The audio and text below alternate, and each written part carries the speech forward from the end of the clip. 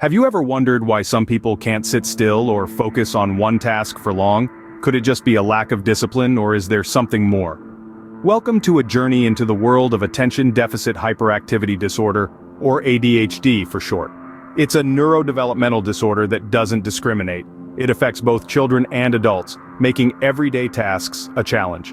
Now, you might have heard misconceptions about ADHD, like it's just an excuse for bad behavior or poor parenting. But let's get this straight.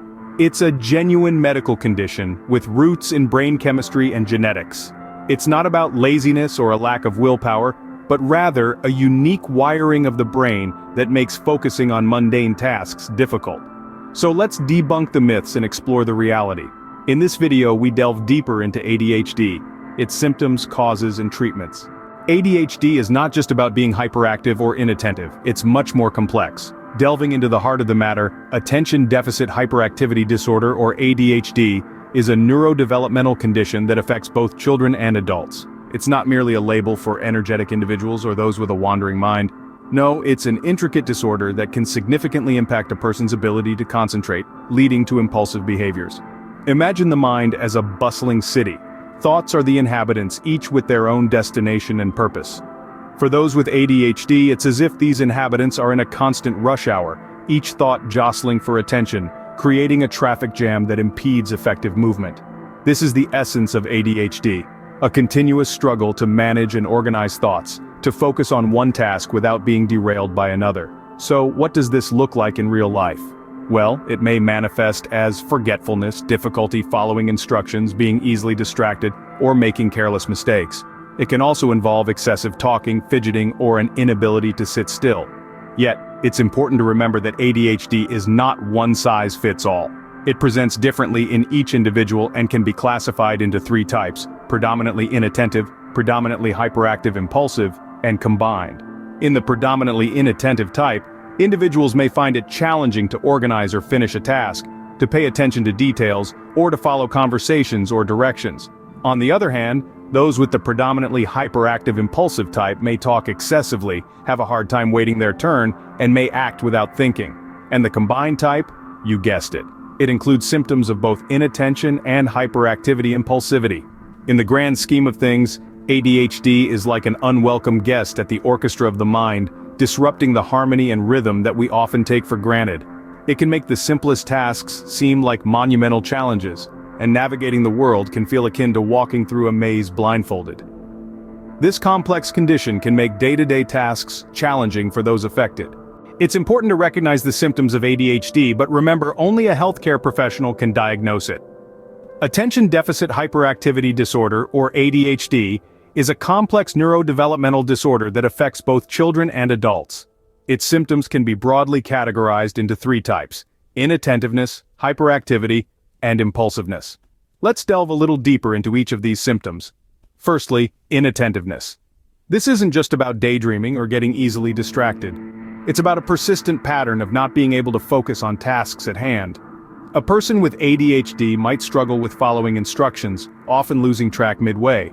They might have a hard time organizing tasks or activities, and they often forget to complete daily activities such as chores or homework. Next, let's talk about hyperactivity. This isn't just about being energetic or lively, it's about a constant need for movement and activity. A person with ADHD might seem as if they are driven by a motor, often fidgeting, tapping, or talking excessively. They might find it hard to sit still during quiet or calm activities, and may run about or climb in situations where it is inappropriate. Lastly, we have impulsiveness.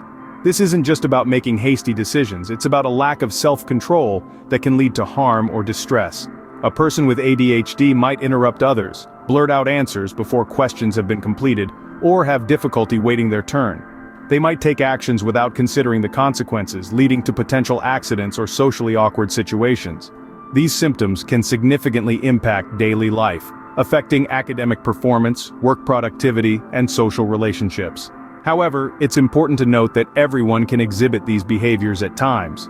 What sets ADHD apart is the frequency, intensity, and impact of these symptoms, which are chronic and pervasive. Remember, these symptoms can mimic other conditions or simply be part of a person's personality. Therefore, it's important not to jump to conclusions or self-diagnose. If you or someone you know is experiencing these symptoms, it's important to seek help from a healthcare professional. ADHD doesn't just happen. It has roots in genetics, brain structure, and environmental factors. Let's delve into these potential causes, starting with genetics. Research suggests that ADHD tends to run in families, indicating a genetic influence.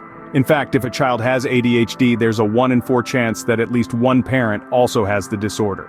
Moreover, specific genes related to the neurotransmitter dopamine have been linked to ADHD, suggesting a biological basis for the condition. Next up, we have brain structure. Recent studies using advanced imaging techniques have revealed that certain areas of the brain may be smaller or less active in individuals with ADHD. These areas are primarily associated with attention, impulse control, and executive function, which are key areas of difficulty for those with the disorder. Additionally, there may be an imbalance in the brain's neurotransmitter systems, specifically involving dopamine and norepinephrine, which helps regulate attention and activity levels. Environmental factors during pregnancy can also play a part in the development of ADHD. Exposure to certain toxins, such as lead or tobacco smoke, can potentially interfere with fetal brain development, increasing the risk of ADHD. Substance abuse during pregnancy, such as alcohol or drug use, has also been linked to an increased risk of ADHD in offspring. Premature birth is another factor that has been associated with an increased risk of ADHD. Babies born prematurely may experience disruptions in their brain development, which could potentially contribute to the symptoms of ADHD. The earlier the birth, the higher the risk. However, it's important to note that these factors don't guarantee a child will develop ADHD. Many children exposed to these risk factors do not develop the disorder, while others with no clear risk factors do. This suggests that ADHD likely results from a complex interplay of many different factors, both genetic and environmental. While the exact cause of ADHD is unknown, research points to a combination of factors. Understanding these potential causes is a crucial step in developing effective prevention and treatment strategies for this common and often misunderstood disorder. ADHD can be a lifelong condition, but with the right treatment, it can be managed effectively. The treatment for ADHD is as multifaceted as the disorder itself, with several options available to help manage symptoms and improve quality of life. It's important to understand that what works best may vary from person to person, and often, a combination of treatments is most effective. One of the most common forms of treatment is medication. Stimulant medications, such as Ritalin and Adderall, are often used to help increase attention and focus, while reducing hyperactivity and impulsivity.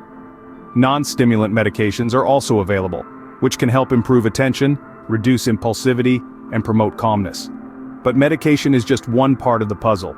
Behavioral therapy is another crucial component for many individuals with ADHD. This type of therapy aims to change negative behavioral patterns and replace them with positive ones. It may involve working with a therapist to develop strategies for organizing tasks, managing time effectively, and improving social skills. Education and training are also key elements in treating ADHD. This might involve educating parents and teachers about the disorder so they can provide appropriate support and accommodations. For adults with ADHD, vocational training and workplace accommodations can be beneficial. And let's not forget about lifestyle changes. Regular physical activity, a healthy diet, sufficient sleep, and a structured routine can all play a role in managing ADHD symptoms. Mindfulness and meditation practices can also be beneficial, helping individuals to focus their attention and develop greater self-awareness. In some cases, a combination of treatments may be the best approach.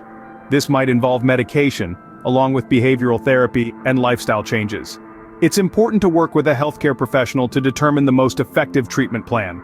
Remember, treating ADHD is not about curing the disorder, but rather about managing symptoms to improve daily functioning and quality of life. It's a journey that requires patience, understanding, and a tailored approach that meets the unique needs of each individual.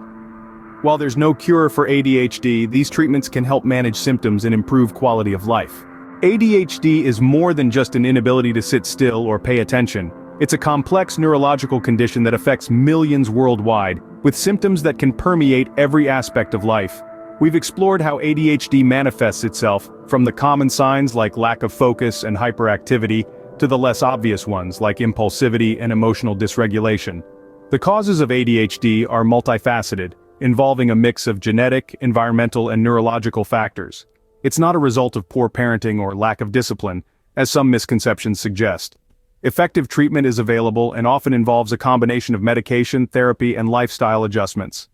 Early intervention and understanding can make a significant difference in managing this condition. Remember, ADHD is not a barrier to success. Many individuals with ADHD are extraordinarily creative, energetic, and driven. With understanding, support, and appropriate treatment, individuals with ADHD can lead successful and fulfilling lives.